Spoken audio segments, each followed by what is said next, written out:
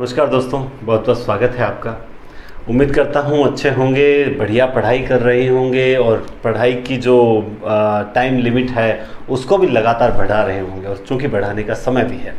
आज हम करेंगे सतत व्यापक मूल्यांकन। देखिए, सीबीएसई ने इसको 6 अक्टूबर 2009 को कम्प्लीटली से विद्यालय वगैरह में लागू किया गया था। ऐसी डेट कहीं कहीं कोई डेट को डेट को लेकर थोड़ा सा विवाद है, लेकिन ऑथेंटिक 6 अक्टूबर 2009 विकिपीडिया पर भी मैंने देखी और एक दो किताबों में भी यही लिखी हुई है, क्योंकि मैंने कोई ग्रुप में देखे थे, इस पर चर्चा हो रखी थी।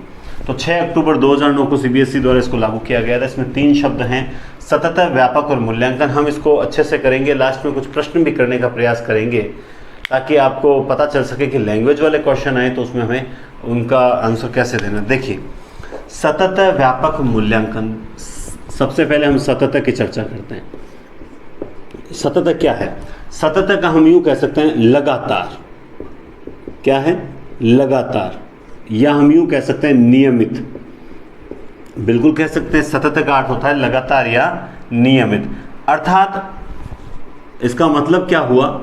अर्थात नियमित आकलन, नियमित आकलन करना। जो भी छात्र है उसका नियमित आकलन करना होगा। इसमें क्या होता है कि कक्षा विशेष के साथ, लिख देता हूं, कक्षा विशेष, जिस भी कक्षा में बच्चा है, कक्षा विशेष के साथ, ठीक है, कक्षा विशेष के साथ यह आकलन जो होता है, कक्षा विशेष के साथ यह आकलन क्या होता है? नियमित होता है। नियमित वर्ष भर चलता रहता है। अब भाई, कक्षा विशेष में जो आकलन चल रहा है वो अलग मैटर है, लेकिन उसके साथ भी कुल मिला के इसकी लास्ट में परिभाषा देंगे समझ आएगा। हम इस 3 शब्दों पे चर्चा कर रहे हैं, सतत, व्यापक और मूल्यांकन। नियमित आकलन होता है कक्षा विशेष के साथ। क्या होता है? यह आकलन पूरे वर्ष नियमित रूप से चलता रहता है। और चूंकि अब ये चलता रहता है, लेकिन ये वर्ष भर जो चलेगा, वर्ष भर कैसे चलता है? ये 2 तरीकों से चलता है। देखिए, ये औपचारिक भी चलता है और ये अनौपचारिक भी चलता है। औपचारिक और अनौपचारिक दोनों रूप से चलता रहता है। कोई ज़रूरी नहीं है, कोई ज़रूरी नहीं है कि हम बार बार बच्चे का टेस्ट लें, बच्चे का एग्ज़ाम लें तभी जो सही ढंग से चलता रहेगा, ऐसा कोई ज़रूरी नहीं है। बल्कि ये हम बच्चे को बच्चे की एक्टिविटी जो होती है उसे भी नोटिस करके उसका आकलन कर सकते हैं कि बच्चा जो है किस दिशा में जा रहा है और बच्चे का विकास कितना हो रहा है। उसका वृद्धि और विकास जानने के लिए हम अनौपचारिक आकलन भी कर सकते हैं। मूल्यांकन अलग चीज़ होती है, आकलन अलग चीज़ होती है, और इस पर हम विचार करेंगे भी, इस पर आगे हम देखेंगे भी, है ना। सही चल रहा है, ब्लर बीच में नहीं हो, बस थोड़ा डर है, रिकॉर्ड वीडियो में ब्लर वाला डर रहता है। हाँ जी, देखिए, अब बात करते हैं। चलिए देखिए, उदाहरण तय कैसे। भाई, सबसे इंपॉर्टेंट बात है व्यवहारगत परिवर्तन। मैं एक एक शब्द पे टाइम दूंगा। व्यवहारगत परिवर्तन, व्यवहारगत परिवर्तन और शैक्षणिक परिवर्तन। मतलब आप बच्चे के न केवल उसका एजुकेशन, केवल उसके एजुकेशन से संबंधित आकलन नहीं करेंगे कि भाई उसने कितना सीखा, बल्कि उसके व्यवहारों में भी क्या बदलाव आया, क्या बदलाव आया या क्या सुधार आया, इसका आकलन भी किया जाएगा। केवल शैक्षणिक नहीं है कि हाँ बच्चा होशियार है लेकिन उसका चारित्रिक जो विशेषताएं हैं वो उसमें नाम मात्र की भी नहीं है, तो ऐसी होशियारी, ऐसी इंटेलिजेंस किस काम की। तो हम बच्चे को उसके वृद्धि और विकास को तो ध्यान में रखते हैं, लेकिन व्यवहारगत परिवर्तनों को, व्यवहारगत सुधारों के बारे में भी बराबर ध्यान रखेंगे। तो व्यवहारगत परिवर्तन और शैक्षणिक परिवर्तन, ठीक है। अब इसमें क्या होता है कि आकलन जो होता है, आकलन जो होता है वो शिक्षक स्वयं भी कर सकता है। शिक्षक स्वयं, ठीक है, या फिर स्वयं अथवा उपकरणों के माध्यम से, उपकरणों के माध्यम से, इनडायरेक्टली उपकरणों के माध्यम से भी करता है। कोई ज़रूरी नहीं है कि शिक्षक को स्वयं को करना आवश्यक होता है। वो अब जैसे हम ये शिक्षण विधियों के माध्यम से जो बच्चों को ज्ञान देते हैं, आखिर हमें इतनी शिक्षण विधियों की आवश्यकता क्यों पड़ती है? क्योंकि कहीं ना कहीं हमें लगता है कि हम जिस टेक्निक से बच्चों को पढ़ा रहे हैं उस टेक्निक से बच्चा समझ नहीं रहा है। ठीक है, अब 1% बच्चे तो ऐसा होता है जो समझना चाहता ही नहीं है, वो तो पढ़ता ही नहीं है। ये अनुभव तो है ना, आप टीचर बनोगे तो आपको मिलेगा कि ये तो बिल्कुल नहीं चाहते। लेकिन कई बार ये होता है कि मतलब टीचर जो होता है वो जल्दी से बच्चों पर गुस्सा कर जाता है। जल्दी से गुस्सा ना करें। कई बार मैं अपना भी बता सकता हूँ कि कई बार कोई बच्चा मतलब जैसे अभी छोटी सी घटना बताता हूँ। एक बच्चा कल ही आया अपना प्रमाण पत्र लेने 9th का। वो पिछले पूरे साल एक भी दिन स्कूल नहीं आया था। ठीक है, उसको घर पे थोड़ा बहुत जो होमवर्क वगैरह देना था दे दिया, कर दिया, लेकिन स्कूल आता नहीं, 1-2 बार पकड़ के लाए। लेकिन आज प्रमाण पत्र लेने वो बच्चा जरूर जल्द आ गया। अब एकदम से थोड़ा सा ये होता है कि गुस्सा भी आता है कि तू स्कूल नहीं आता, अब तो तेरे 10th है। लेकिन जब उसके पीछे के कारणों का पता चला तो उसके माँ नहीं थी और वो बच्चा घर घर काम कर कर के अपना गुजारा कर रहा था। पिताजी बूढ़े हैं और मतलब बीमार रहते हैं, बूढ़े तो क्या होंगे। तो ये जो परिस्थितियाँ हम जाने बिना बच्चे पर गुस्सा भी नहीं कर सकते। तो उस बच्चे को समझाया स्कूल की, भाई वीक में तू 2 दिन आ, 1 दिन आ, मिल के वापस होमवर्क लेके चला जा, सिर्फ एक छुट्टी रख लिया। तो ऐसे बच्चों को हर तरह से आर्थिक सहायता भी देने का प्रयास किया जाता है। तो सीधा डांटा नहीं जाता है, बल्कि उसके पीछे की परिस्थितियों को भी जानना पड़ता है। तो आकलन जो होता है, याद रखना, बच्चे आपको ऐसे गरीब बच्चे मिलेंगे, इतने मजबूर बच्चे मिलेंगे तो जीवन में कभी नहीं, ईश्वर ने चाहा तो अभी शिक्षक बनोगे, कभी नहीं, बस इसी वैकेंसी में शिक्षक बनोगे। तो जितना हो सके परिस्थितियों को जाने और बच्चों की सहायता करें, यही अपना धर्म है। शिक्षक धर्म ही यही है। आकलन शिक्षक स्वयं कर सकता है और उपकरणों के माध्यम से भी करता है। अब होता क्या है, देखो जैसे मान लो कि शिक्षण विधि है, मैं शिक्षण विधि की बात कर रहा था। शिक्षण विधि में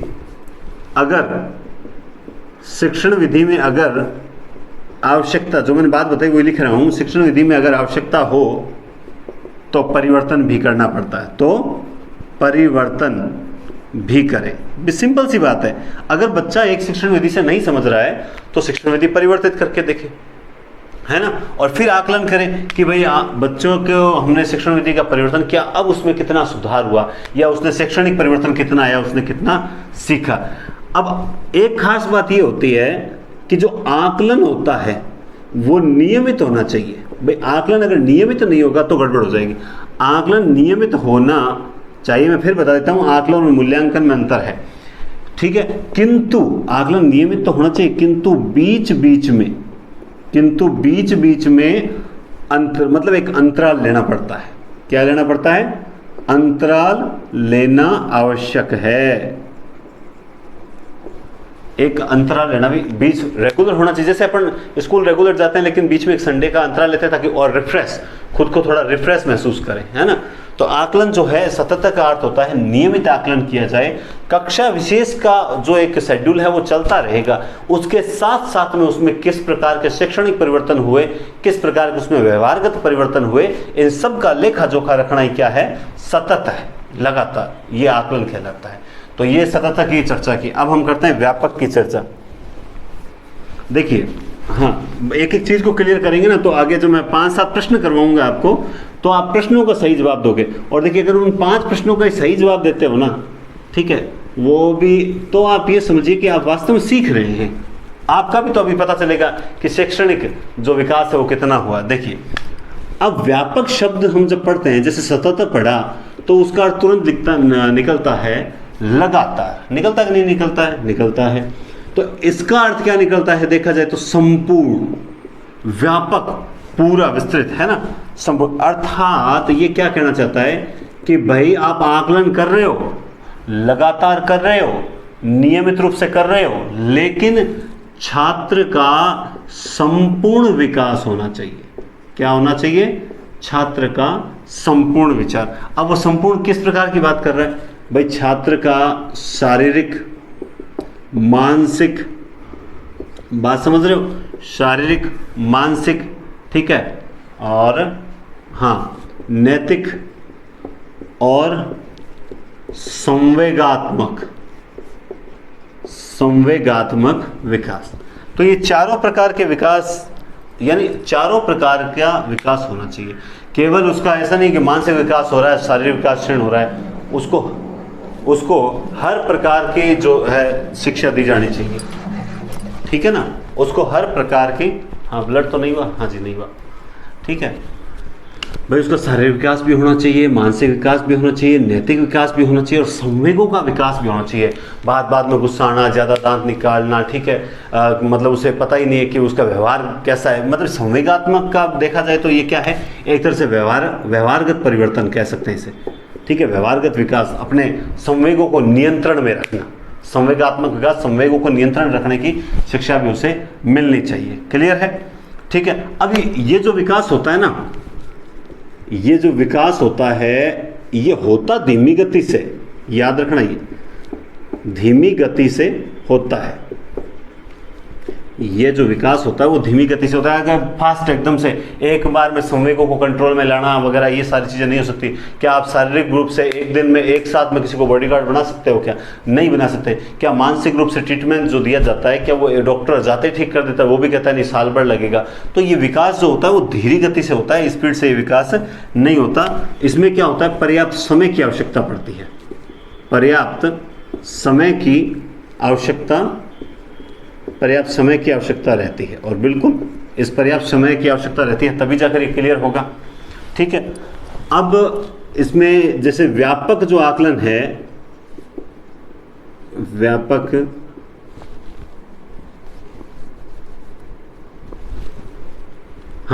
व्यापक आकलन जो होता है ना, ये देखिए चर्चा और साक्षात्कार के माध्यम से भी किया जा सकता है।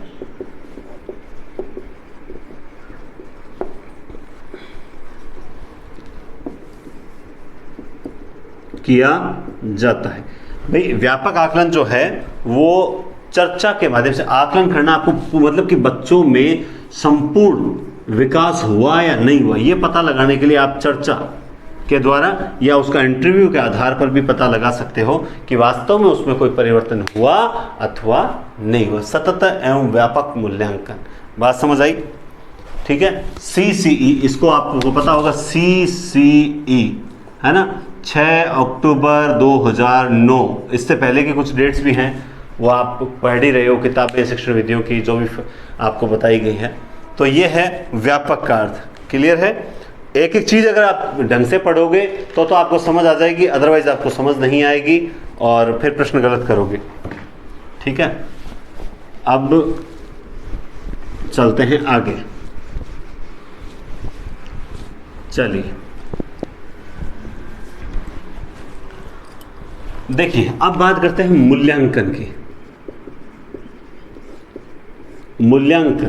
मूल्यांकन में क्या क्या चीज़ें ध्यान रखी जाती है, पहली शॉर्ट में ही बताऊंगा मैं, सीखने की गति। बच्चे की सीखने की जो गति है वो कैसी है, इसके बारे में पता लगेगा। बात समझ आई। क्या चीजें ध्यान रखते हैं, सीखने की गति, ठीक है, अवधारणा, ठीक है, उसका ज्ञान, हम किन किन चीजों का मूल्यांकन करते हैं, ठीक है, अभिवृत्ति, ठीक है, कौशल आप पता ही है ना, कौशल और व्यवहार, सेम चीजें चलेगी, व्यवहार, ठीक है, और अनुभव। मुख्य रूप से इन सभी चीजों का मूल्यांकन जो है वो किया जाता है, ठीक है। मूल्यांकन के साथ साथ बच्चों की इन सभी चीजों का जो ज्ञान है वो भी किया जाता है, ध्यान रखा जाता है इसके बारे में। एक सेकंड, हाँ, लेकिन ये सब चीजें जो होती है इनके लिए एक योजनाबद्ध तरीका अपनाना चाहिए।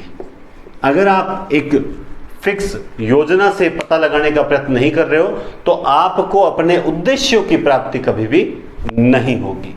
प्रश्न कैसे बनेंगे, छोटा सा टॉपिक है लेकिन प्रश्न कैसे बनेंगे इसकी आगे हम चर्चा करेंगे। हाँ जी, अब हम इसकी परिभाषा की बात करते हैं। परिभाषा इसकी जो है वो क्या परिभाषा, और परिभाषा ये जो अब हमने तीनों शब्दों को पहले किया, मैं चाहता तो आपको बाद में बताता। इसकी परिभाषा क्या है कि बच्चों, ठीक है, बच्चों के वृद्धि और विकास, बच्चों के वृद्धि और विकास के, बच्चों और के वृद्धि और विकास के समस्त, परिभाषा जो है वो एकदम क्लियर आपको याद होनी चाहिए, क्योंकि परिभाषा पहले बताने की बजाय मैं बाद में बता रहा हूं। बच्चों के वृद्धि, हाँ, बच्चों के वृद्धि और विकास के समस्त क्षेत्रों, किसके?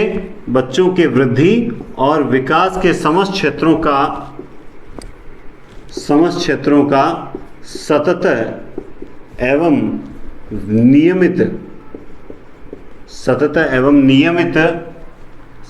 नियमित आकलन। क्या है भाई? सतत और व्यापक मूल्यांकन क्या है कि बच्चों के जो वृद्धि और विकास के समस्त क्षेत्रों, हम क्या वो पढ़ के आए समस्त क्षेत्रों, शारीरिक और मानसिक समस्त क्षेत्रों का सतत और नियमित जो आकलन है वही क्या कहलाता है? आवश्यकता है। ये इसकी आवश्यकता, मैं परिभाषा लिख रहा हूं, इसकी आवश्यकता कहां पड़ती है? ठीक है, इसकी आवश्यकता जो है वो कहां पड़ती है? दोबारा बताऊं आपको मैं, देखिए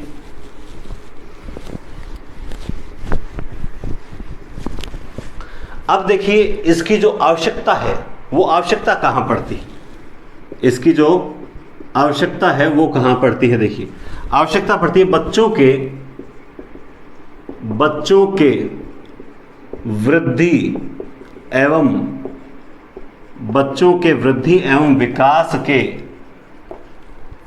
के वृद्धि एवं विकास के समस्त क्षेत्रों, बच्चों के समस्त क्षेत्रों का सतत, लगातार एवं नियमित मूल्यांकन हेतु इसकी आवश्यकता पड़ती है। बिल्कुल क्लियर बात है कि बच्चों के वृद्धि और विकास जो है उसके सतत नियमित मूल्यांकन हेतु इस पूरे क्या कहते हैं सतत सीसी प्रोग्राम की आवश्यकता हमें पड़ती है। अब होता क्या, इस प्रणाली में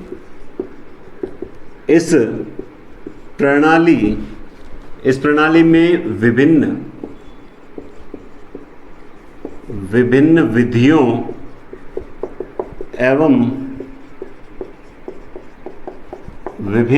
एवं उपकरणों के माध्यम से बच्चों का आकलन किया जाता है। सिंपल सी बात है, ध्यान से समझें कि बच्चों के वृद्धि और विकास के समस्त क्षेत्र में शारीरिक, मानसिक, संवेगात्मक, नैतिक, सारे समस्त क्षेत्रों का लगातार नियमित मूल्यांकन ही क्या है? सीसी प्रोग्राम है। ठीक है, सीसी प्रोग्राम यही है। और इस प्रणाली में होता क्या है, विभिन्न विधियों का प्रयोग करते हुए या उपकरण आपको पता है, शैक्षिक उपकरण जो है, उपकरणों के माध्यम से बच्चों का आकलन जो है वो किया जाता है। क्लियर सी बात है, कोई ज़्यादा विशेष बातें नहीं है। तो इस परिभाषा को हमने पहले उसे सतत व्यापक मूल्यांकन का अलग अलग अर्थ देखा और उसके बाद अब पढ़ते हैं। देखो जैसे जैसे रीट नज़दीक आ रही है, आप लोगों में कहीं ना कहीं उतावलापन भी बढ़ रहा है, घबराहट भी बढ़ रही होगी। तो ऐसी सिचुएशन में ध्यान रखें, जैसी स्टडी आपकी चल रही है नियमित रूप से, आप उसको तोड़ें नहीं और विश्वास रखें खुद पर कि जिस हिसाब से मैं नियमित रूप से पढ़ रहा हूँ वो एकदम सफल रणनीति है और उसके बाद हमें किसी रणनीति की आवश्यकता नहीं है। ठीक है, हाँ आवश्यकता हटा देता हूँ क्योंकि आवश्यकता तो अब कंप्लीट हो गई।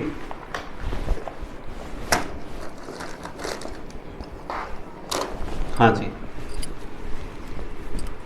अब हम एक चीज करते हैं।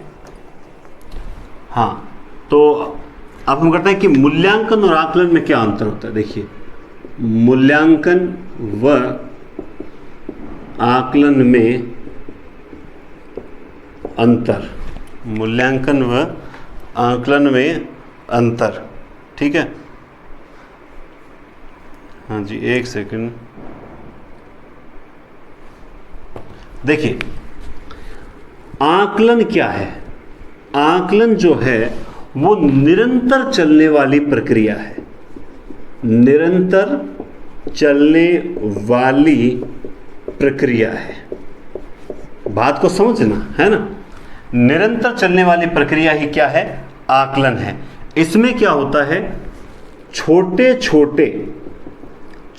छोटे उद्देश्य, ध्यान रखना, छोटे छोटे उद्देश्य, मतलब ये आकलन जो है, यहां लिख देता हूं, आकलन छोटे छोटे उद्देश्यों के लिए किया जाता है, के लिए किया जाता है, ठीक है। और साथ में आकलन में क्या होता है, आकलन में निरंतर सुधार, आकलन में निरंतर सुधार किया जाता है। निरंतर चलने वाली प्रक्रिया है। आकलन छोटे छोटे उद्देश्यों के लिए किया जाता है। आकलन की सबसे खास बात क्या होती है? निरंतर सुधार के लिए किया जाता है। जबकि मूल्यांकन जो होता है ये विशिष्ट उद्देश्यों की पूर्ति हेतु, विशिष्ट उद्देश्यों की पूर्ति हेतु किया जाता है।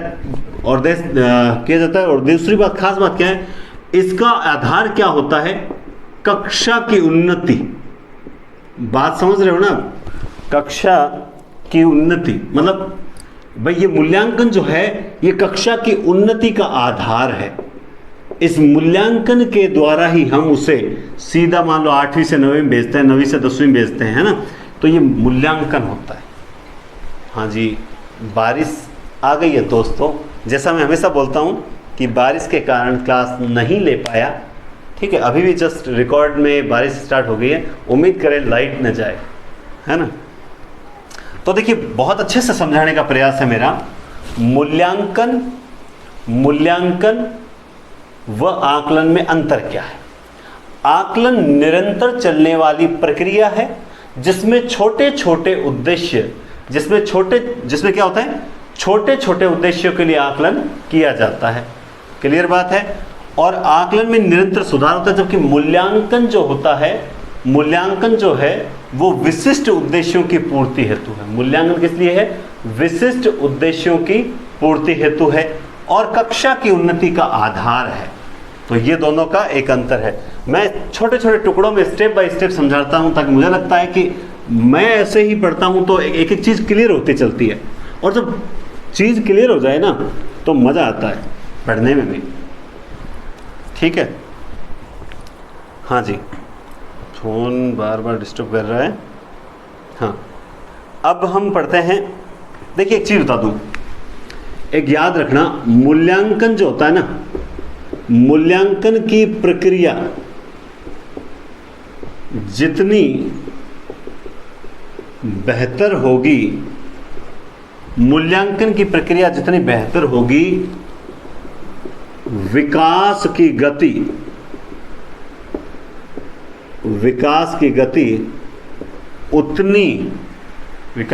क्या होगी? उतनी ही बेहतर होगी। मूल्यांकन की प्रक्रिया जितनी बेहतर होगी, विकास की गति भी उतनी ही बेहतर होगी। याद रखिए, आज मूल्यांकन जो है वो ढंग से नहीं होता है। कॉलेज वाले पेपर्स में तो अक्सर, हम ग्रेजुएशन में तो अक्सर देखते हैं, मतलब कोई ठीक है चल रहे हैं नंबर्स, आप सबको पता है, मुझे पता है, सबको पता है, लेकिन सिस्टम चल रहा है, उसके खिलाफ को बोलना कोई नहीं चाहता, ठीक है। और जब टैग लग जाता है ना कि नहीं आप तो सरकारी कर्मचारी, फिर तो आप बोल ही नहीं सकते। ये मूल्यांकन बेस्ट होना चाहिए। बच्चे की कॉपी में गलतियाँ निकलनी चाहिए, उसे गलतियों, पहले वाले कहते हैं पुराने टीचर्स ऐसे थे वैसे थे, मैं कहता हूँ वो ज़्यादा बढ़िया थे। वो बराबर गोला निकालते थे, जो गलतियाँ होती थी उसे तो दोबारा लिख के ला रफ कॉपी में वो अशुद्धि संशोधन करवाते थे, ठीक है। वर्तमान में भी देखा जा रहा है अच्छे टीचर, तो फिर ये कमियाँ रही कहाँ भाई? वर्तमान के टीचर कह रहे हैं बहुत यूथ हैं, मतलब एनर्जेटिक हैं और बढ़िया नॉलेजेबल हैं। पुराने टीचर मैं कहता हूँ बढ़िया, तो कमियाँ कहाँ हैं? कमियाँ कहीं ना कहीं सिस्टम में ही कमियाँ हैं। टीचर कभी भी बुरा नहीं था और टीचर आज भी बुरा नहीं है, बस कहीं ना कहीं जो सिस्टम है उसका जो सिस्टम गलत है। जो अब आजकल क्या है कि सिस्टम पे बोलो तो फिर आरक्षण बीच में आ जाता है, तो आरक्षण पे बोलना तो गुनाह है, ठीक है। आरक्षण की आवश्यकता भी होती है, बिल्कुल आरक्षण की आवश्यकता भी होती है, ठीक है। उस हर जैसे एक सिक्का होता है उसके दोनों पक्ष होते हैं, एक अच्छा एक बुरा। तो हर सिक्के के जिस प्रकार दो पहलू होते हैं उसी प्रकार अच्छा और बुरा पहलू होता है। लेकिन ये क्या है, ये मुद्दे आजकल कहते हैं धर्म और राजनीति के मुद्दे हैं ये एक तरह से, ये तो इन पर विचार नहीं करेंगे। लेकिन मेरा ये मानना है कि मूल्यांकन आप जितना बेस्ट करोगे ना बच्चे का, उतना ही ध्यान रखना उसका विकास तीव्र गति से होगा, उतना ही उसका विकास तीव्र गति से होगा। इंटेलिजेंट बच्चे को तो स्टार्ट से ही आपको उसी हिसाब से लेकर चलना चाहिए, एक एक गलतियां, ताकि वो जो अर्धवार्षिक परीक्षा होती है, हाफ ईयरली होता है ना, तब तक वो बच्चा मतलब अपनी सारी गलतियों को सुधार चुका होता है। अब सिर्फ और सिर्फ उसे हम एक अच्छे स्कोर की ओर प्रवृत्त करते हैं। तो आप एक अच्छे शिक्षक बनोगे तो ये चीज़ें आपके बहुत काम आएगी, ध्यान से समझोगे तो, वरना देखिए कोई मतलब वाली बात नहीं है। हाँ, अब मैं आपको इसके उद्देश्य समझा देता हूँ। कहीं ना कहीं आपको सुनाई दे रही होगी सरसराहट बाहर तेज। हम अब कर रहे हैं उद्देश्य। अब हम क्या कर रहे हैं, उद्देश्य। जैसा कि मैंने कहा था, बारिश के कारण थोड़ी सी क्लास डिस्टर्ब हो गई थी। उद्देश्य सीखेंगे सतत और व्यापक मूल्यांकन के। किसके?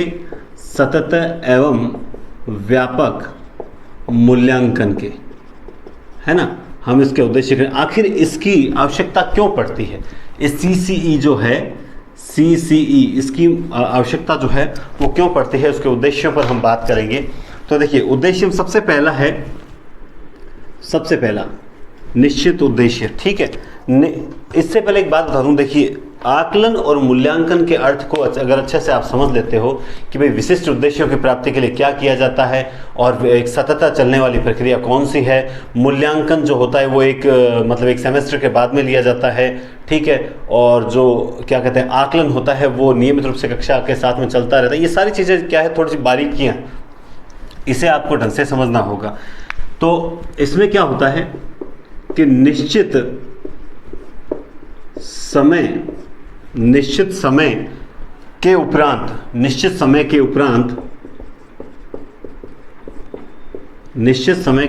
बच्चों की प्रगति एवं व्यवहार, निश्चित समय के उपरांत बच्चों की प्रगति एवं व्यवहार, यहां तक दिखाई दे रहा होगा आपको। निश्चित समय के उपरांत बच्चों की प्रगति एवं व्यवहार में हुए परिवर्तन, ठीक है, जानने के लिए हमें CCE प्रक्रिया की आवश्यकता पड़ती है। परिवर्तन जानने के लिए, ठीक है। और बिल्कुल जानने जरूरी भी हैं, क्योंकि इनको जाने बिना हम बच्चे में क्या सुधार करना चाहिए, सुधार के लिए कौन सी शिक्षण विधि अप्लाई करनी है, इन सब चीज़ों के बारे में ध्यान नहीं पड़ेगा। साथ में इसमें दूसरा पॉइंट ये आएगा कि बच्चे की व्यक्तिगत और विशेष, बच्चा जो होता है ना, मान लो कोई बच्चा है, वो अगर ढंग से मान लो सही रूप से जो वृद्धि और विकास है उसमें नहीं हो रहा है, तो उसके लिए हमें क्या जरूरत पड़ी है कि बच्चे की व्यक्तिगत और विशेष ज़रूरतों, भाई उस बच्चे की विशेष ज़रूरतें क्या है, आखिर वो क्यों नहीं समझ रहा है, विशेष ज़रूरतों को जानने के लिए भी इसकी आवश्यकता पड़ती है, ठीक है। निश्चित समय के उपरांत बच्चों की, निश्चित समय के उपरांत मतलब जैसे आप जानते हो कि एक मतलब जैसे 2 महीने बाद, 1 महीने बाद, 6 महीने बाद वार्षिक, है ना, उपरांत बच्चों की प्रगति और व्यवहार में क्या परिवर्तन हुए, कितना परिवर्तन हुए, इसको जानने के लिए भी इसके उद्देश्यों का सहयोग लिया जाता है। साथ में इसमें तीसरा आता है कि अध्यापन, तीसरा क्या आएगा, तीसरा आएगा अध्यापन और सीखने की। अब टीचर के लिए आ रहा है ये अध्यापन और सीखने की योजना बनाने हेतु,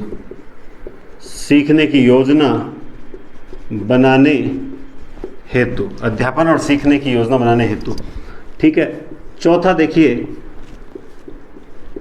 सीखने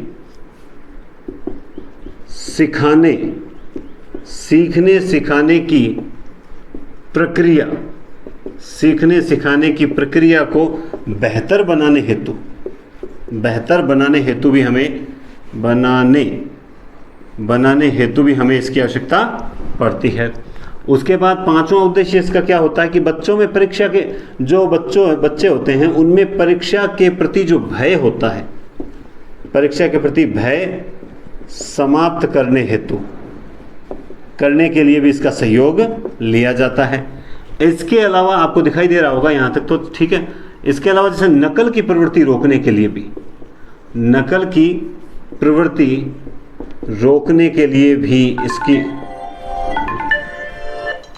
अभी डिस्टर्ब ना कीजिए, हमारी क्लास चल रही है, हमारे रीड के विद्यार्थी नाराज हो जाएंगे।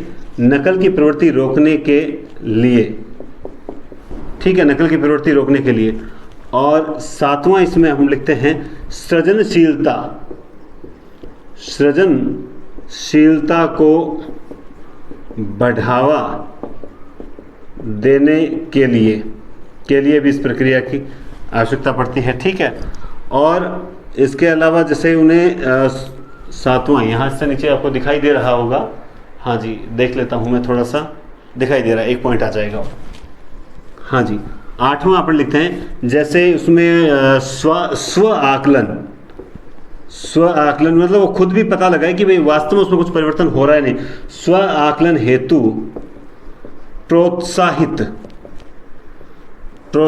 करने के लिए भी इसकी आवश्यकता हमें पड़ती है। स्व आकलन हेतु बच्चे को प्रोत्साहित करना है तो भी हमें इसकी आवश्यकता पड़ेगी। आठवां पॉइंट, सृजनशीलता को बढ़ावा देने के लिए भी इसी प्रक्रिया काम में आती है। नकल की प्रवृत्ति रोकने के लिए भी प्रवृत्ति काम में आती है। परीक्षा के प्रति बच्चों में भय को समाप्त करना हो तो भी काम में आती है। बिल्कुल बीच बीच में इसमें क्या होता है, निश्चित समय के उपरांत बच्चों की प्रगति और व्यवहार में परिवर्तन को जान लेते हैं। और अगर मान लो हमें पता चला इस बार 10% हुआ, उस बार 20% हुआ, तो धीरे धीरे हम जान सकते हैं। तो उनमें परीक्षा के बार परीक्षाएं लेते हैं ना बच्चों के, छोटे छोटे टेस्ट के रूप में, हाफ ईयरली वगैरह के रूप में, first test, second test, third test, तो बच्चों में परीक्षा को लेकर जो भय होता है वो खत्म हो जाता है। अध्यापन और सीखने की योजना बनाने के लिए भी इसकी आवश्यकता पड़ती है। बच्चों के व्यक्तिगत और विशेष ज़रूरतों को ध्यान में रखने के लिए भी इसी प्रक्रिया की आवश्यकता पड़ती है, ठीक है। नोट्स आपको PDF के रूप में ग्रुप में मिल जाएंगे, नोट्स आपको PDF के रूप में ग्रुप में मिल जाएंगे। आगे चलते हैं। हाँ जी, आगे देखिए, अब मैं आपको कुछ विशेष बताता हूँ। सतत और व्यापक मूल्यांकन का क्षेत्र क्या है, बस थोड़ा सा टॉपिक और है। इसका क्षेत्र क्या बता रहे हैं हम, सतत और व्यापक मूल्यांकन का क्षेत्र जो है, इसमें देखिए दो चीज़ आती है। पहला आता है संज्ञानात्मक क्षेत्र, और दूसरा है सहसंज्ञानात्मक, ठीक है,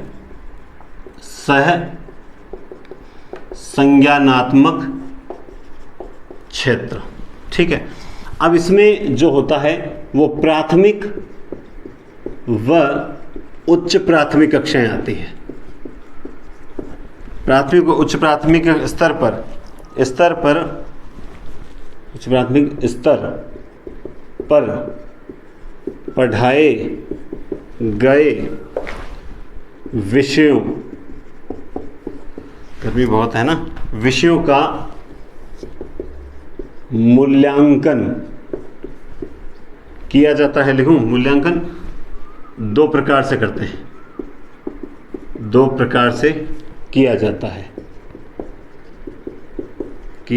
है, ठीक है। दूसरा सहसंज्ञानात्मक क्षेत्र, इसमें क्या होता है, शैक्षणिक जो होता है ना, शैक्षणिक स्तर को छोड़कर क्या करता है, सहशैक्षणिक गतिविधियों। भाई वो सहशैक्षणिक गतिविधियों में कैसा है बालक, सहशैक्षणिक गतिविधियों का अध्ययन किया जाता है, या पता लगाया जाता है, ठीक है। बात क्लियर है। अब देखो एक चीज, जो मूल्यांकन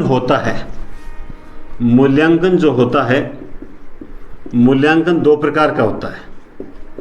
मूल्यांकन कितने प्रकार का होता है, दो प्रकार का होता है, ठीक है। पहला होता है रचनात्मक मूल्यांकन, और दूसरा, कुछ चीजें मैं साथ में ऐड करके बता रहा हूं, एक होता है योगात्मक मूल्यांकन। दोनों इंपॉर्टेंट चीजें हैं, रचनात्मक मूल्यांकन और योगात्मक मूल्यांकन, ठीक है। ये जो रचनात्मक मूल्यांकन है, इसे ही क्या बोला जाता है, आकलन बोला जाता है। आकलन बोला जाता है जो कक्षा शिक्षण के साथ साथ चलता है, कक्षा शिक्षण के साथ साथ चलता है। यानी आकलन एक तरह से मूल्यांकन का प्रकार ही तो हुआ, के साथ साथ चलता है। दूसरा है योगात्मक मूल्यांकन। तो ये क्या होता है, ये प्रत्येक सेमेस्टर के अंत में लिखित रूप से ठीक है, लिखित रूप में लिया जाता है। बात समझ आई? मूल्यांकन के दो प्रकार हैं, रचनात्मक मूल्यांकन और योगात्मक मूल्यांकन। रचनात्मक मूल्यांकन कोई आकलन बोला जाता है जो कक्षा शिक्षण के साथ साथ चलता है, और योगात्मक मूल्यांकन होता है जो प्रत्येक सेमेस्टर के अंत में लिखित रूप में लिया जाता है। तो आप इस छोटी छोटी चीज़ें जो है इसके बारे में देखते हैं, समय मिलता है तो शिक्षण वीडियो का आपका PDF के रूप में ये टेस्ट ले लेंगे, तो आपको थोड़ा बहुत मतलब कॉन्फिडेंस भी बढ़ेगा आप में कि आपको किस प्रकार से तैयारी करनी है। ठीक है, तो ये आपका एक सतत व्यापक मूल्यांकन का टॉपिक बता दिया। फिर भी कोशिश कीजिए, देखिए जितने क्वेश्चंस मेरे पास अवेलेबल है मैं आपको उपलब्ध करवा दूंगा, साथ में आपको जहां भी कुछ क्वेश्चंस मिले बुक्स वगैरह में वो हल कीजिए। ठीक है, और एक एक क्वेश्चन हल करो। तो अगर एक क्वेश्चन के 3-4 ऑप्शन होते हैं वैसे, तो आप एक जो सही होता है बाकी 3 गलत है, वो 3 गलत क्यों है इसका जरूर पता लगाएं। उससे क्या होता है कि कोई टॉपिक बढ़िया तरीके से क्लियर किया जा सकता है। ठीक है ना, तो ये टॉपिक आपका कंप्लीट होता है। अगला टॉपिक होगा उपलब्धि परीक्षण, जो आपको 1-2 दिन में मिल जाएगा। बहुत बहुत धन्यवाद।